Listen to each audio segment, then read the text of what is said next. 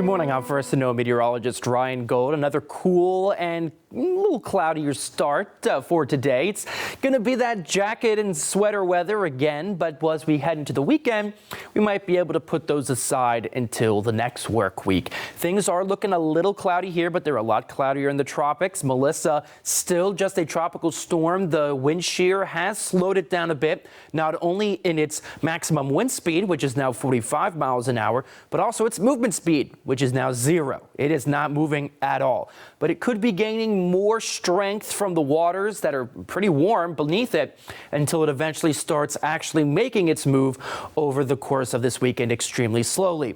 But it will be exploding in strength pretty quickly. Once it becomes a Category 1, it becomes a Cat 4 not that long after, from Saturday into Sunday. And then into Monday, it'll start to turn, curving past Jamaica and up towards Cuba. It's going to be affecting a lot of people in the Caribbean, but it seems to be the pathway for now is away from the United States. Here at home, we're in those mid 40s to low 50s. It's a little chilly once again out there, so like I mentioned, bring that sweater, bring that jacket. You won't need it by the afternoon, as we'll be back into those lower 80s. Things looking certainly very nice by that point. Plenty of sunshine in the afternoon as well. Temperature is going to likely be in those low 80s for now, maybe some upper 70s, especially in South Georgia, but it seems like we'll be consistent in those 80s for now. High pressure has moved off, and now that wind change is going to be giving us more of that direct line to moisture, which will slowly build over the course of the weekend until that low pressure ends up making its way towards us.